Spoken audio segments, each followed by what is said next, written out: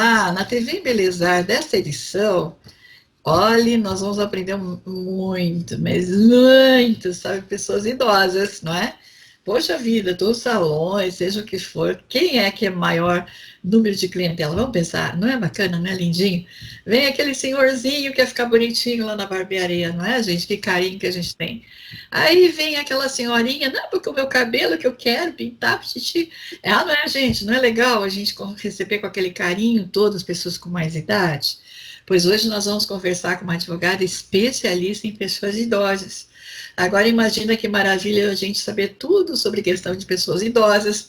Tá lá trabalhando, fazendo uma massagem na pessoa, o cabelo bonitinho, e ela diz assim, ah, também aconteceu tal coisa. A gente diz assim, não, mas olha, a senhora tem direitos.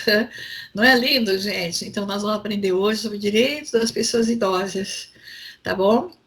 Quem vai conversar conosco e vai explicar sobre esses direitos é a advogada Raquel Giotto.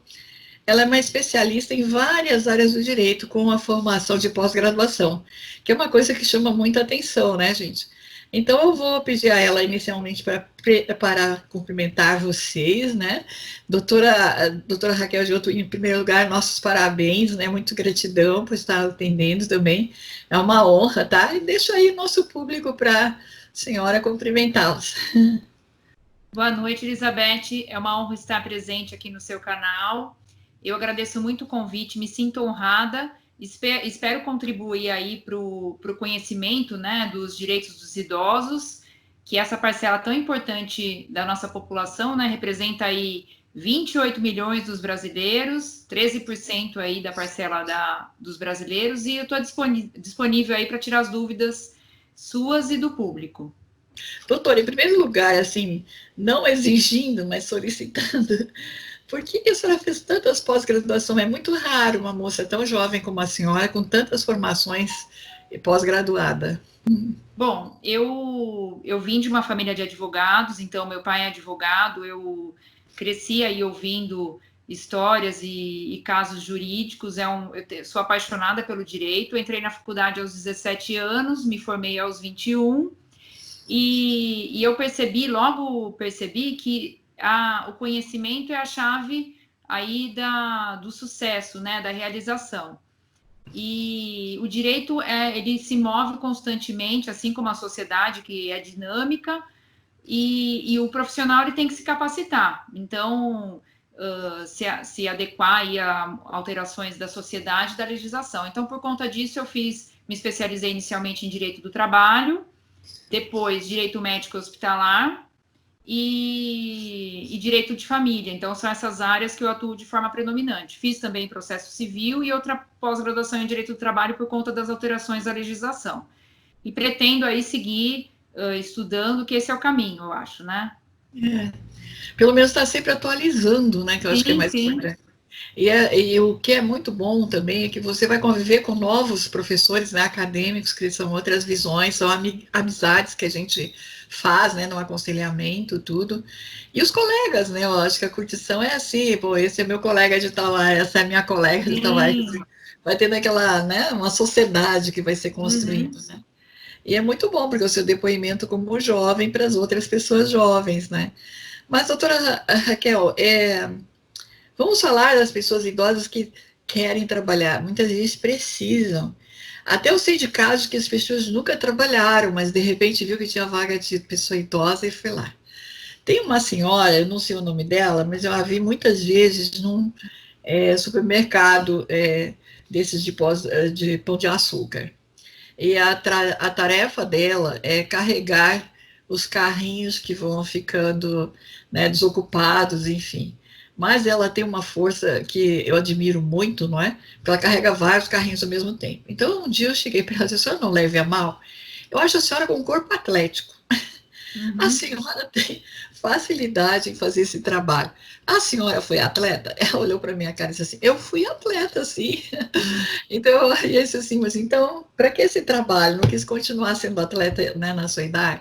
Não ter oportunidade para ser atleta na minha idade.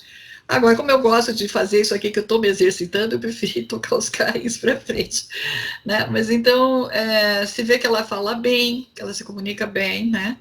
é bem sociável. Eu acho que ela seria uma ótima pessoa para a área, talvez, de vendas, de relacionamento, né? Uma boa postura, mas talvez a necessidade, né?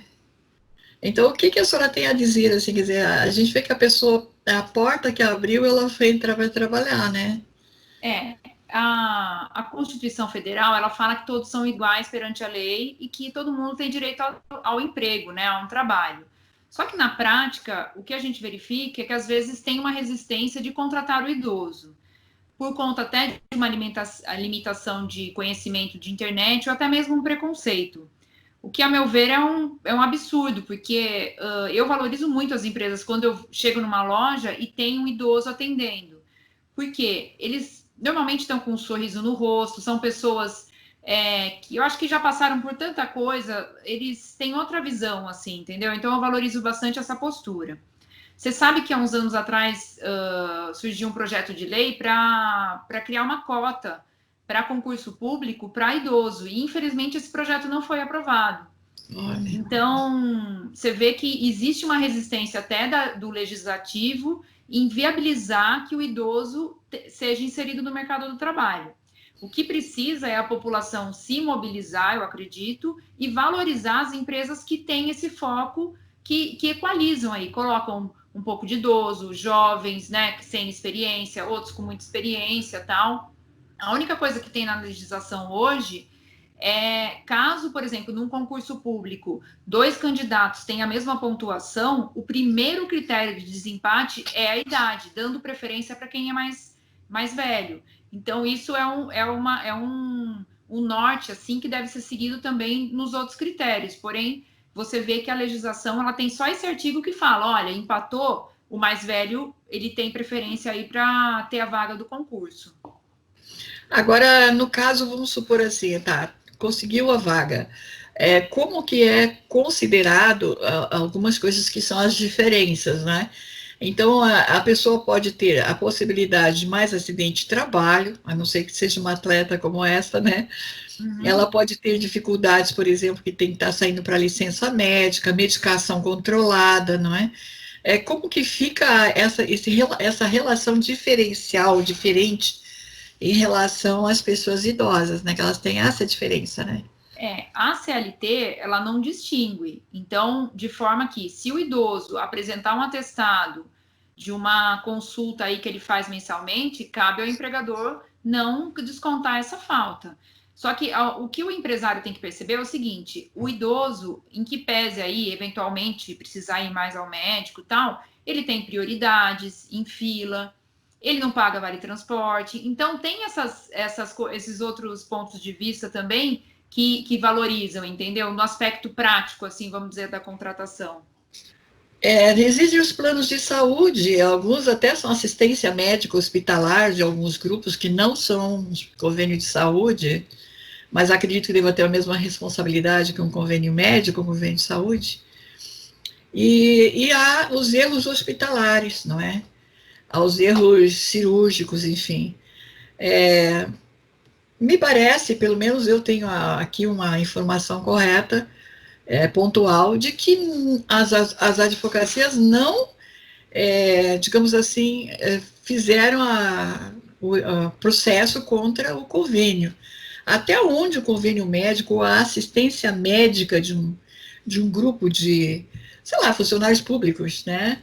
Até onde eles são responsáveis também com as pessoas que estão credenciadas, quer como médicos, cirurgiões, ou contratados, de repente, para alternativa de uma especialidade que eles não têm no local o especialista, ou quando ocorre o erro dentro do hospital, né? Faz um procedimento que queima a paciente, por exemplo, como que ficaria? O convênio, mesmo digamos assim, o convênio do profissional tem a mesma responsabilidade de um convênio de plano médico, é a mesma situação? Na prática é assim, quem responde por eventual erro aí, desde que comprovada a culpa, é o profissional diretamente ligado. Então, por exemplo, se o médico cometeu um erro médico, comprovada a culpa, ele responde por esse erro. O hospital, se ele for contratado por esse hospital, também ele tem responsabilidade. E o plano de saúde também. Só que a jurisprudência ela é mais resistente em condenar o plano, porque ele só conveniou, credenciou aquele profissional. Então, normalmente as ações são promovidas contra o hospital e o profissional em si. É óbvio, se o paciente contratou de forma particular aí o médico, ele vai processar só a clínica, tá? O médico, né? Daí não tem essa relação de nexo. O plano de saúde, ele responde de forma mais direta quando tem uma negativa de cobertura, quando ele nega, por exemplo, um acompanhante numa internação, o que é muito comum. E nas questões de reajustes, que é uma parcela incrível aí dos processos. Há uma judicialização dessa questão, porque ninguém até hoje teve a coragem de enfrentar, eu vou falar entre aspas, essa máfia que é o plano de saúde, de forma a colocar regras que protejam de fato o consumidor, o idoso. Então, nos contratos de planos coletivos, eles podem reajustar quando eles querem, não tem uma regra. Plano individual, eles têm que seguir o reajuste da ANS, mas plano coletivo não. Então, vira uma terra de ninguém, eles praticam reajustes abusivos.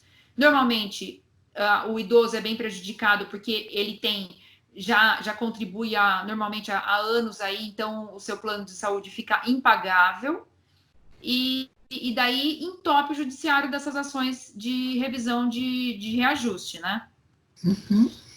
Bom, outra dúvida que a gente vê, assim, até em advocacia, né, que não tem toda a sua experiência aí, quando tem a demanda por litígio de pensões alimentícias, tá, que as pessoas não entendem a diferença entre decisões por processos alimentares, que muitas vezes vão resultar em precatórios, né, e muitas vezes também há outros procedimentos em relação a idosos, que são as questões de apurar e cobrar essas coisas que fazem parte da aposentadoria, não é? Então, também muito grave são as pessoas, principalmente maioria mulheres, que ficam recebendo a pensão, né, alimentícia por divórcio, por viuvez, ou enfim, né, está determinado já aquilo judicialmente, portanto está sagrado, não tem como mexer mais, né, e lamentavelmente existe esses grupos, como a senhora usou um termo há pouco aí, não é, que ficam desviando literalmente, né, os ganhos dessas pessoas, e mesmo que se ganhe no judiciário a ação, né, ficam recorrendo, procrastinando, o processo leva 17 anos, e no fim eles não querem pagar, e fica trocando advocacia, e perdem prazo, quer dizer, tem uma coisa, parece meio coordenada aí, não é? Para fugir da responsabilidade, e que eu saiba, assim, todos os crimes, como a senhora mesma diz, contra pessoas idosas, são passíveis, considerados como crime, até por direitos humanos, eu diria assim, né? Porque já está sagrado que o crime contra a pessoa idosa, como pessoa deficiente, assim como o racismo, né, é um crime muito grave, não é um acontecimento, é um crime. É crime dentro da área judicial ainda? Isso, tem esse viés de crime. Os atos de qualquer pessoa, ela tem esse reflexo civil, né, que é o reflexo indenizatório, e tem o reflexo penal também. Então, a pessoa, quando ela praticar algum ilícito contra o idoso, contra o consumidor, contra qualquer pessoa, tem esse viés. Daí cabe aí o advogado analisar a situação, ver a configuração, entrar com a medida criminal, que vai correr pelo rito criminal, e entrar com outro processo na esfera civil, né, para pedir a reparação material. O que acontece é que a legislação brasileira, eu vejo que ela é muito... ela permite esse excesso de recursos que a lei possui, né, viabiliza aí que o devedor, ele procrastine o feito. Então, se você analisar, às vezes, um processo que dura 20 anos, você vai falar assim, mas gente, como que durou 20 anos? Porque a lei permite, a lei tem essas brechas que permite, infelizmente, que a pessoa recorra aí incansáveis vezes. Então, isso viabiliza. Deveria haver uma reforma aí estrutural na legislação para enxugar essa quantidade de recursos, né? E viabilizar aí que o processo tenha o alcance do seu objetivo. muitas dessas ações de idoso são os herdeiros que recebem, porque a pessoa morre no meio do caminho. É muito triste isso. Então, é aquele processo, sabe? Eu tenho clientes que aquele processo é a vida dele, porque tem muita coisa envolvida, né, no processo. É muito sentimento, é muita esperança. Foi normalmente uma irregularidade, uma injustiça que a pessoa passou e que ela conta ali, ela tem esperança nessa justiça. E às vezes, infelizmente, ela morre antes de ver essa justiça concluída, né? Mas é uma conjunção de fatores. Eu não consigo apontar que seja um fato em específico, entendeu? Não é que a pessoa morre no meio do caminho, muitas vezes eles tentam matar mesmo, né?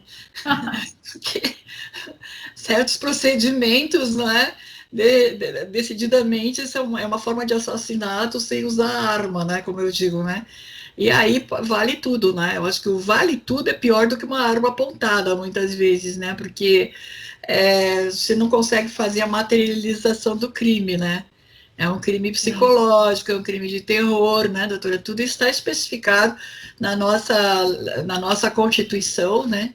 Uhum. E então, até onde o crime de direitos humanos, como a senhora está colocando, né, é uma coisa que é da vida da pessoa. Então, é um crime de direitos humanos. Por que fica recorrendo, se não tem uma outra alçada, além da criminal e da civil, para pleitear, que é um crime de direitos humanos? E, basicamente, são essas duas esferas que ele pode acionar, né?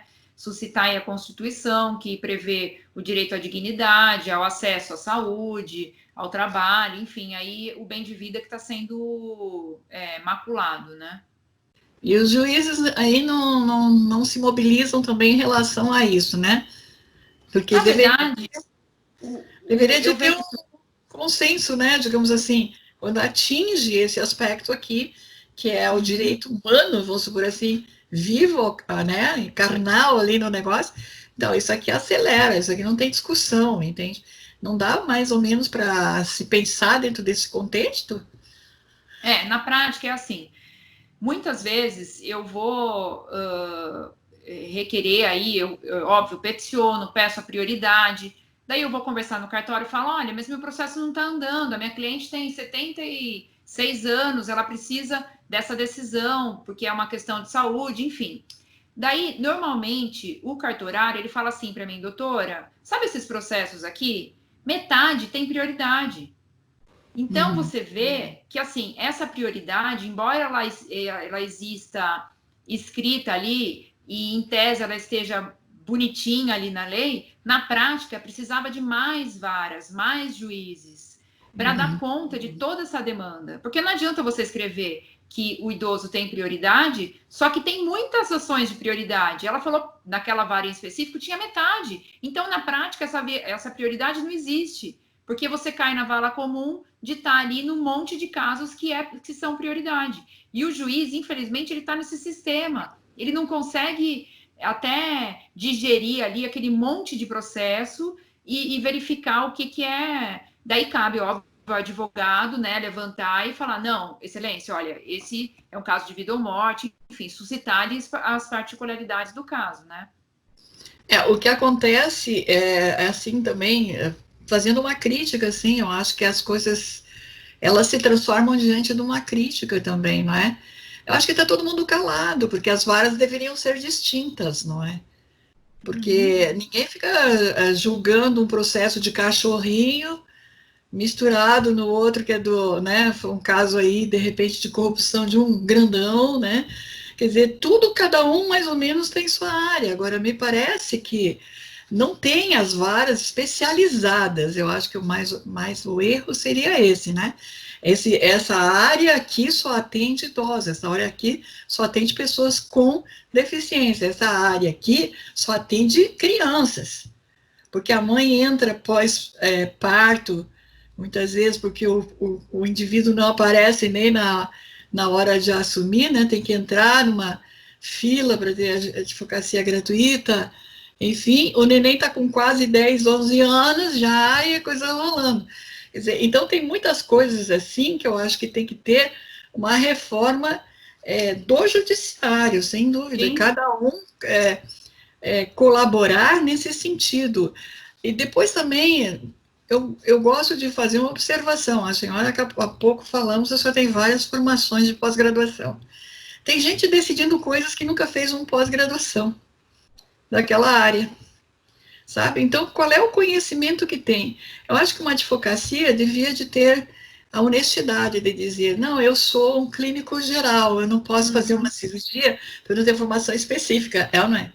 Eu não posso trabalhar definitivamente com essa sua área porque eu não tenho a formação, né? Então, eu valorizo o que a senhora está colocando, porque a senhora, além de ter a prática do seu trabalho, né, já comprovada, a senhora tem a formação acadêmica. Sim. Olha, é a mesma coisa a gente exigir que uma pessoa dê uma injeção ou faça um curativo sem nunca ter feito nenhum curso técnico na área. Eu acho que tem bastante errado essa administração desgovernada sem formação, né? Você sabe que o Tribunal de Justiça aqui de São Paulo tem um projeto há anos já de criar 3 varas da área da saúde. Seriam juízes que só fariam casos da área da saúde e que teriam médicos fixos na cadeira para assessorar, porque seriam casos só envolvendo questões técnicas e tal. Só que, infelizmente, eu até fui em várias palestras do CREMESP, que eles falaram que essas varas iam sair, mas até agora, infelizmente, não tem essa concretude, né?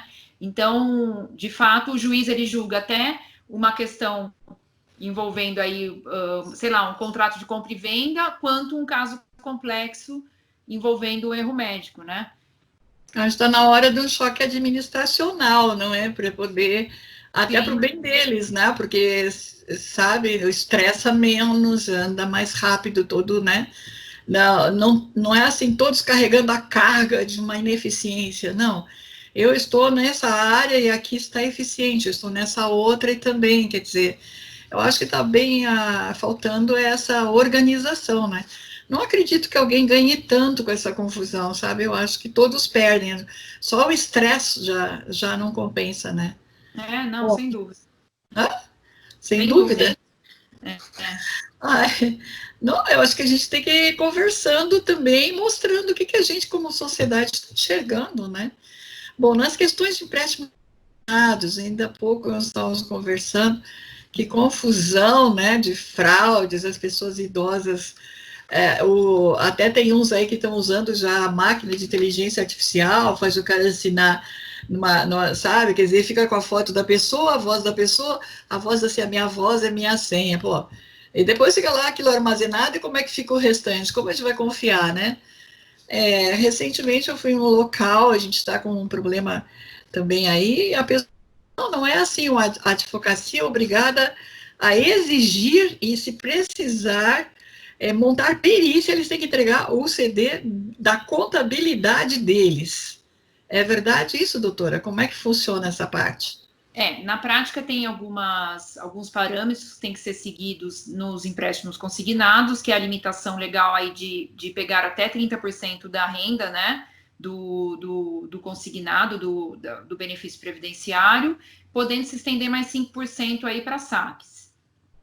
Então, esse limite até para proteger o idoso, né, de não ser submetido a mais empréstimos em prejuízo aí à sua subsistência.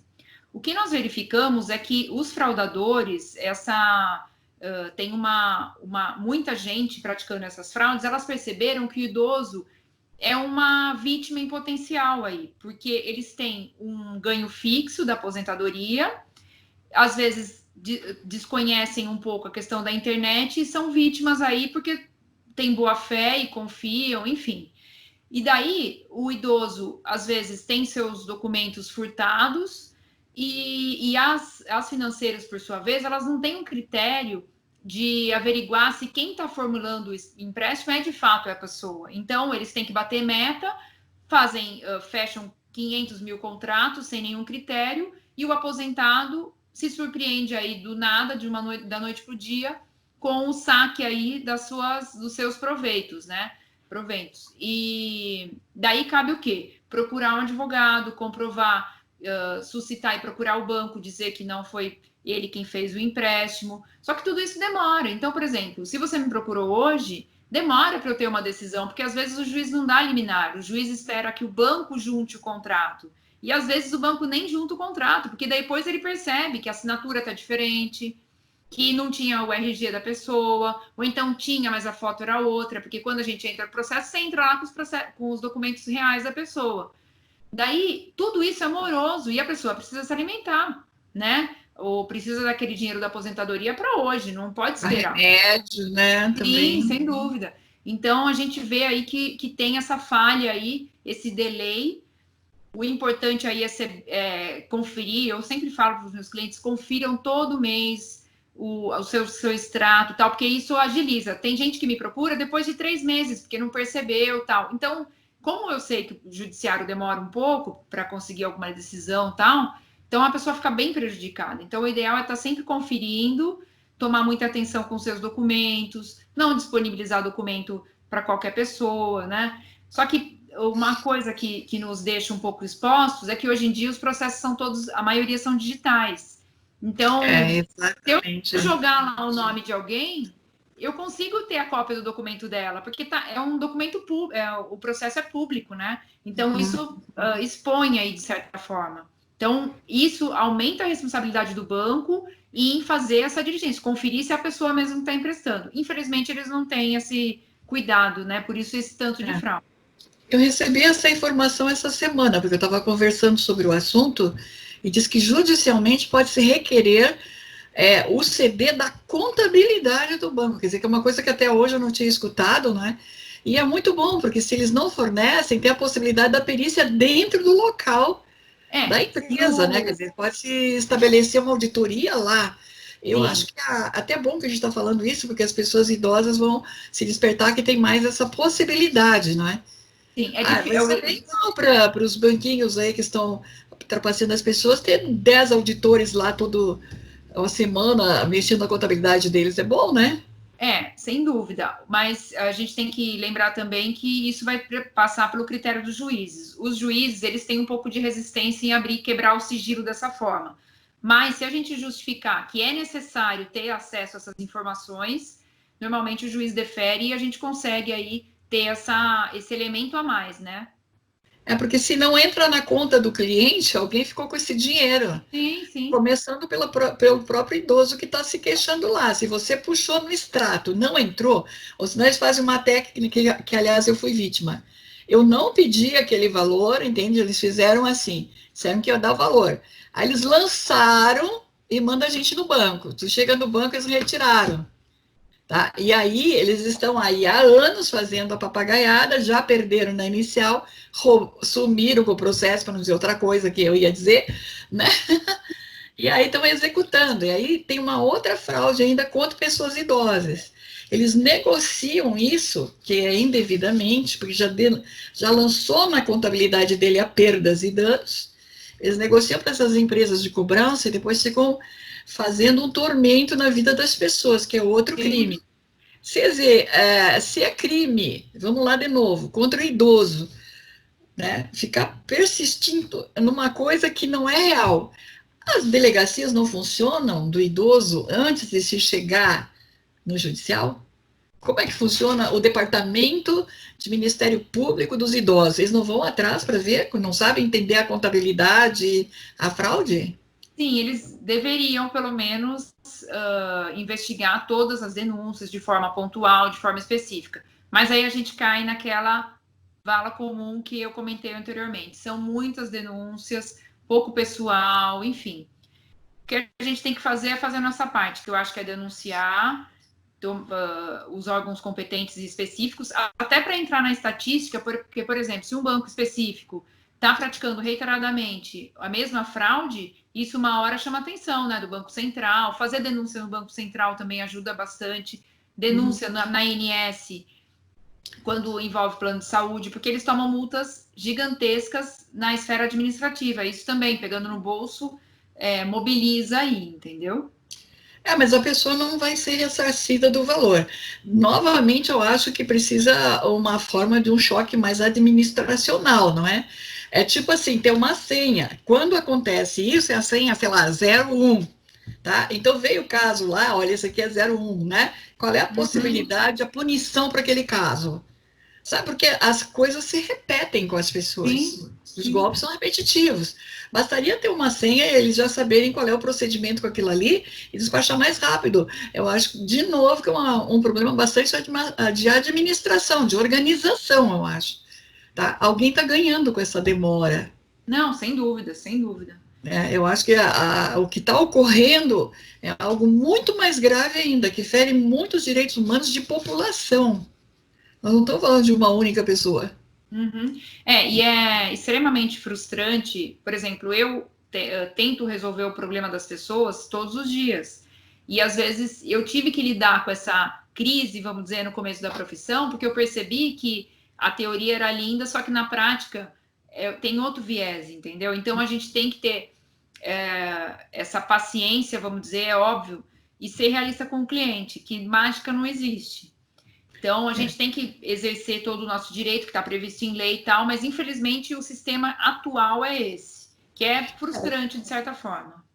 Tem também, eu acho que no Sul está acontecendo, né? A Associação dos Consumidores Enganados de alguma coisa, entendeu? Uhum. E aí eles entram com coletiva, né?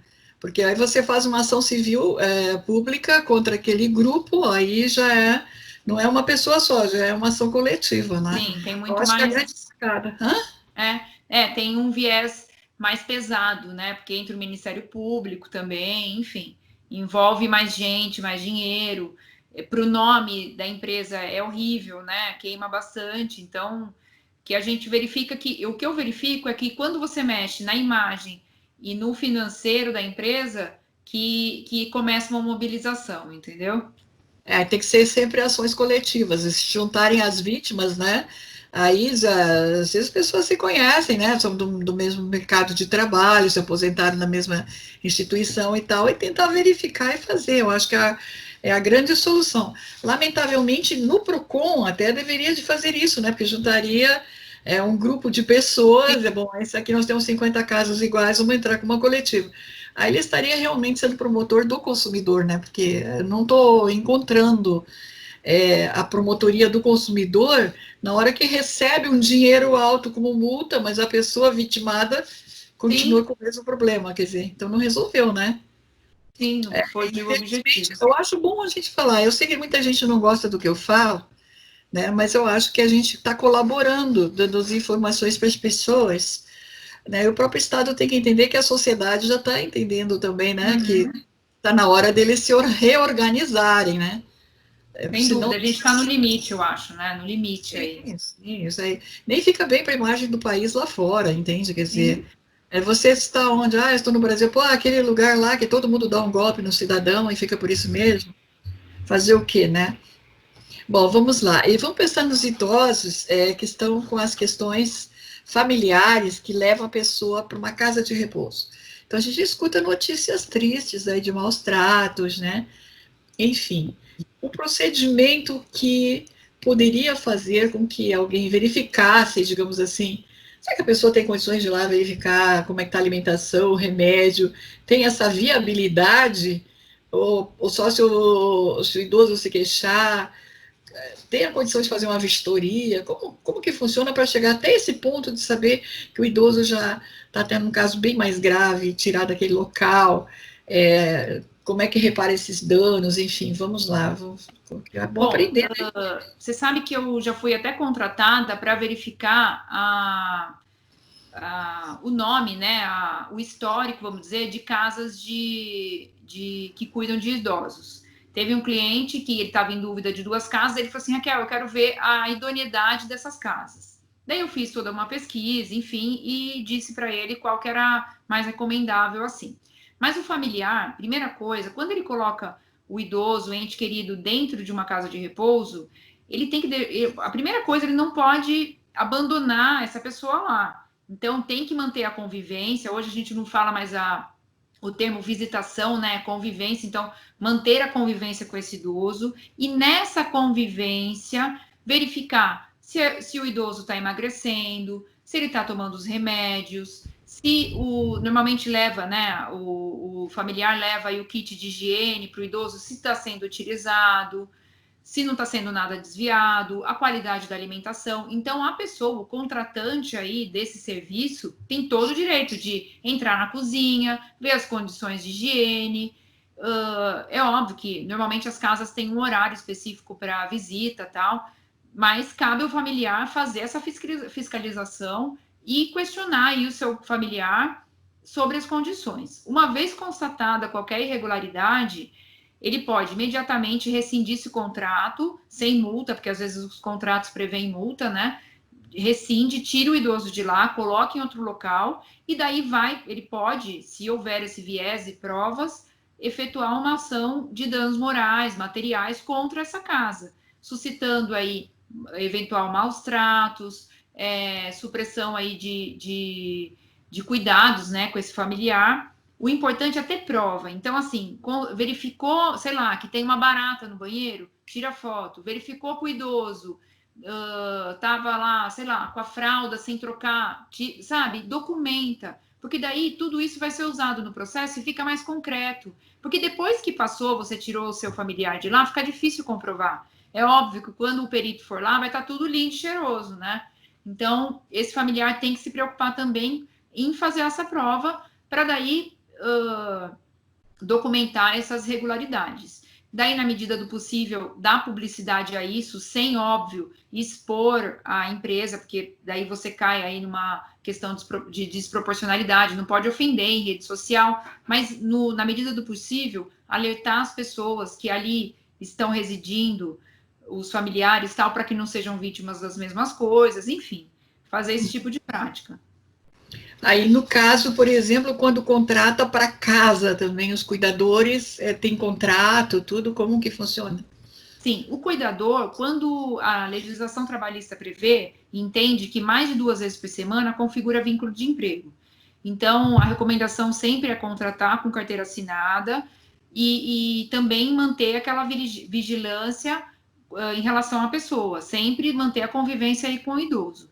Caso você desconfie de alguma coisa, ou até mesmo preventivamente, instale uma câmera no local, ali, óbvio, não vai estar no banheiro da cuidadora, mas instale no quarto do seu familiar, instale na cozinha, e mantenha aí uma vigilância em relação a esse idoso, entendeu? Se ele mora sozinho, às vezes ele fica um período, enfim, você que tem que verificar aí dentro da realidade do seu familiar, dentro da realidade que te cabe. Caso esse cuidador pratica algum maus tratos, você pode demitir por justa causa, né? Óbvio que tem que ser analisado caso a caso, mas pode demitir por justa causa, entrar com medidas também cíveis, né? E na esfera criminal também em relação a essa pessoa. Uhum. Agora, no caso, vamos pensar assim, tem pessoas que filmam, como a senhora disse, né? O trabalhador, né, não deixa de ser um trabalhador, ele tem o direito de saber que está sendo filmado ou a câmera pode ser oculta mesmo? O ideal é que ele saiba que esteja sendo filmado, né? Mas quando há uma desconfiança, a jurisprudência ela não pacificou esse tema. Porque quando há a câmera, ela inibe. Só que se você avisar, talvez você não deixe a pessoa, ela vai fazer em outro lugar, escondido, enfim. Então, não é pacificado se essa imagem, quando o cuidador não sabe, pode ser utilizado como prova ou não. Mas convenhamos, se alguém tem acesso a essa imagem e verifica ali uma agressão contra o idoso, isso é muito forte. Então, mesmo que aquilo, entendeu? Depois que o juiz, o promotor verificou essa imagem, fica aí uma prova bem forte aí contra esse cuidador, né? É interessante essa observação, não é? Porque, na verdade, fica aquela história, né? Um direito interfere no outro, né? Sim. Quer dizer, o direito trabalhista com o direito civil, com o direito da pessoa deficiente, é bastante complexo. Eu acho que é uma coisa que tem que ser bem, como a senhora disse assim, bem organizada, né? Bem pacificada, como a senhora está falando, né? Tem que ter um pouco de...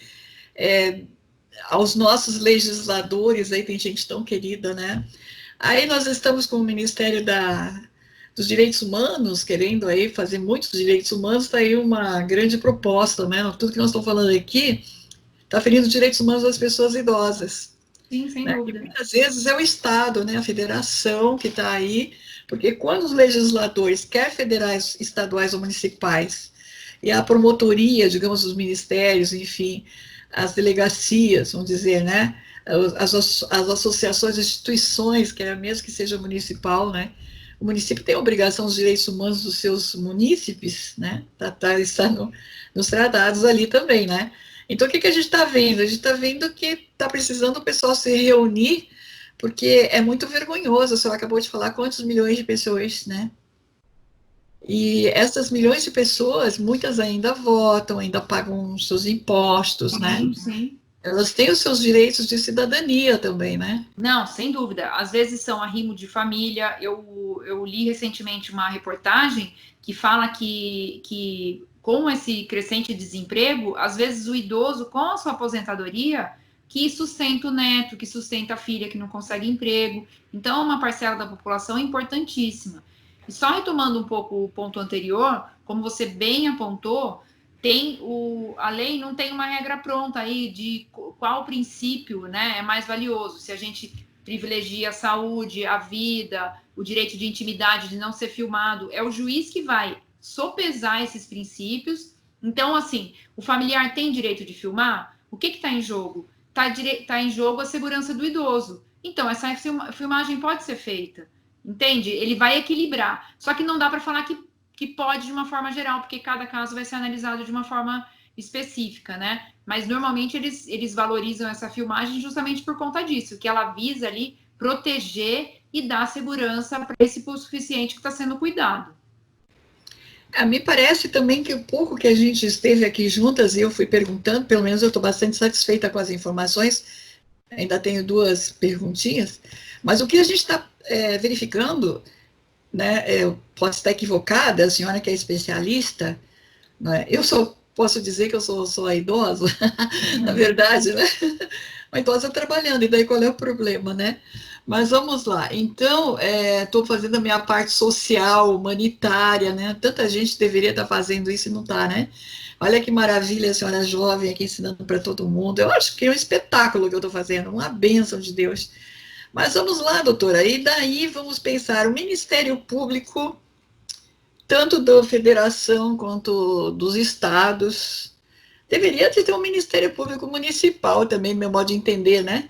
Mas que todo mundo pegue esses casos que nem a gente está citando aqui, não é? E não é só os idosos, nós vamos ter os deficientes, as crianças dentro disso, né? E por que não fazem uma reorganização, os procedimentos, né? Porque isso aqui que nós estamos conversando são as falhas. São Sim. coisas que são organizacionais, são coisas que são de administração, né? Como a senhora diz, pacificação. Na verdade, assim, é uma administração, é um método, né? Uma metodologia. Bom, vamos lá, gente. Quantas mil crianças, quantos milhões de crianças tem nessa situação? Quantas mães solteiras? Outra coisa, quantas mulheres que são chefes de família? É uma coisa impressionante. A mulher tem que ter uma legislação própria quando ela é a chefe da família. Aí, uma vez nós estávamos fazendo uma entrevista com.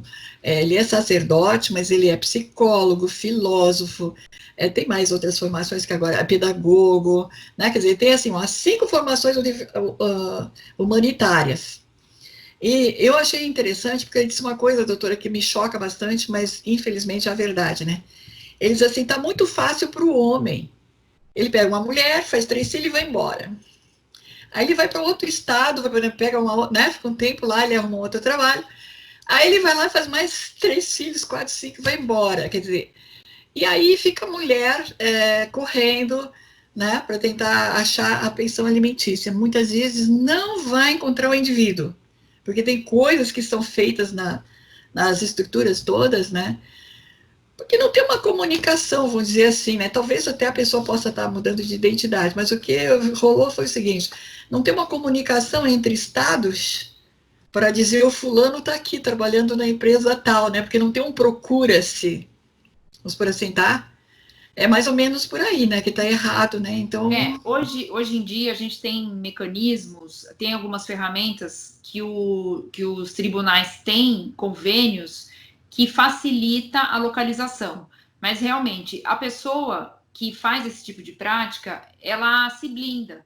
Então, ela não vai registrar uma conta de luz no nome dela, ela não vai abrir uma conta de banco no nome dela. Essas coisas são rastreáveis, porque tem um convênio com o Banco Central, o Bacenjude, o Infojude. Então, a gente consegue localizar se a pessoa não se blindou. O problema é que, normalmente, a pessoa, quando ela está de má fé e é um devedor aí contumaz, vamos dizer, ele não vai colocar nada no nome dele. Ele pega o CPF do amigo e movimenta lá altas quantias.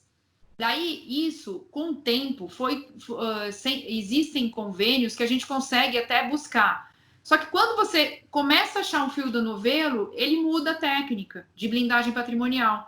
Tem um sistema que chama Simba, que você consegue verificar para onde está sendo transferido o dinheiro. Então, por exemplo, às vezes a pessoa recebe dia 5, dia 6, ela joga o dinheiro para uma conta do vizinho lá, porque daí para não cair o bloqueio. Com esse Simba, você verifica para onde que a pessoa está transferindo. E você pode bloquear a conta desse terceiro, se o juiz autorizar.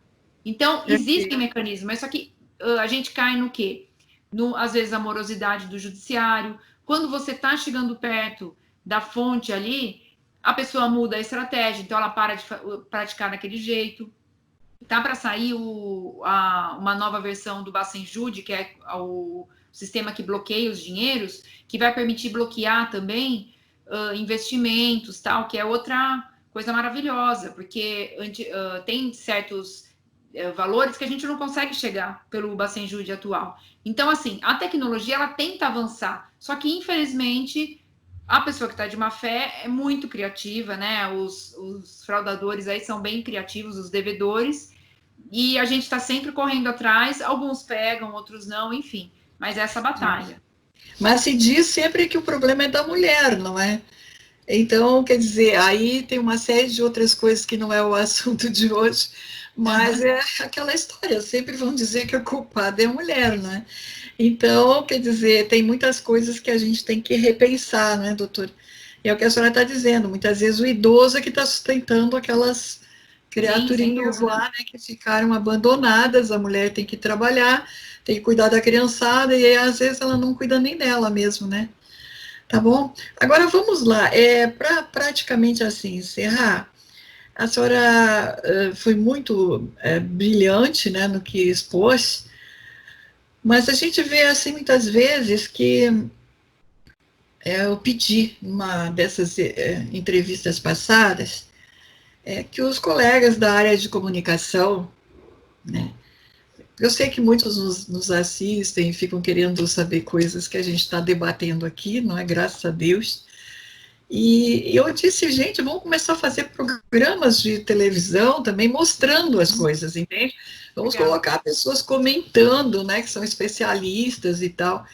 E eu vi uma mudança bastante grande já em alguns programas e fiquei muito feliz. E aqui eu quero, assim, cumprimentar, não é, digamos assim, os que tiveram coragem de inovar e, enfim, tem que ter a denúncia, tem que cobrar das autoridades, sim, o posicionamento, entender e dar o que fez e para onde foi, e o que vai acontecer, porque as autoridades, elas são pessoas que trabalham em serviço público, eles ganham da população, né, que é trabalhadora de outra forma, que dá os impostos, enfim, e que gera todo esse sistema do Estado. Obviamente que eu e meus colegas sabemos que o Estado tem a obrigação, portanto, de gerir esse dinheiro para o benefício dos cidadãos, das cidadãs. Tá? Em primeiro lugar, eu estou parabenizando junto da senhora, porque a senhora também foi brilhantíssima, né? E está aqui um grande exemplo, gente, que às vezes a gente não sabe, mas tem muitas pessoas jovens capazes, né? E olha que brilhantismo que ela apresentou para nós, e eu quero deixar aqui uma abertura para que os repórteres também olhem essa área investigativa com relação às pessoas idosas. Todos os temas que foram abordados aqui são uma excelente pauta, inclusive um grande observatório para ver como está funcionando. Porque alguém em algum lugar que deveria estar cuidando está falhando muito. Né? Então, muitas vezes a gente vê assim a problemática da advocacia. Tem advogados que não são corretos? Tem sim, gente. Tem advocacia que não é correta. Muito incorreta, né? Mas tem gente que está dando a força, fé e vida ali e não consegue, ela está na ponta, onde ela está vendo o sofrimento, e está chegando lá e tal. Então, o que está faltando? Eu acho assim, um choque de administração. Acho que está na hora de a gente olhar um Brasil assim, 2020, sabe? Saindo uma pandemia, essa vergonheira que está de muitas coisas assim, internacionais, inclusive, né? Mas é bom, daqui para frente, meu negócio é o seguinte, a minha área eu estou cuidando e vai ser assim, nota 1000, sabe como é que é? Nós vamos reorganizar tudo e tal, meu departamento, vamos ter curso, tá aí a tecnologia provando, né, doutora? Quantas aulas poderiam ter sido dadas no seu segmento para que uma pessoa, né, olhando a senhora, que jovem, tivesse aprendido, né? Eu acho que é muito importante, valoroso o seu trabalho, tá? E eu gostaria muito, assim, até mesmo de saber da sua opinião, se é muito legal que os repórteres também olhassem esse lado humanitário das pessoas idosas, né, do que tal, ver quantas coisas nós abordamos e que são reais, né? Qual é a sua Sim, opinião sem sobre dúvida. isso? Eu acredito que o jornalismo ele tem essa função de dar publicidade aos fatos e está escancarado aí. A gente comentou inúmeros fatos que se repetem todos os dias. E talvez, se o jornalismo desse mais importância e colocasse em foco essas questões, o legislativo também se movimentaria, a governança, no sentido de equalizar aí essas diferenças, né, e equilibrar e tornar a vida do idoso mais saudável, né, em todos os seus aspectos. Eu acho que todo mundo tem o dever aí de fazer o seu papel, cada um dentro das suas possibilidades, então não se omitir em relação às irregularidades, fazer denúncias, não achar que vai ser em vão, porque cada gotinha conta, né, para esse objetivo aí que todo mundo está buscando, porque todo mundo vai envelhecer. Então, o que você produzir hoje vai ser um mundo melhor para você quando você for idoso, para o seu marido, para os seus filhos, né? A vida é cíclica, então a gente tem que cuidar disso também. Muito, muito sábia, olha, viu, gente, como que ela tem sabedoria, e foi muito brilhante esse seu fechamento, eu tô parabenizando mesmo, estou muito feliz, né? Eu gosto muito quando eu encontro vocês jovens, assim, já dominando o assunto e vencedoras, né? É uma grande alegria e honra, tá? Volto a reafirmar isso, tá?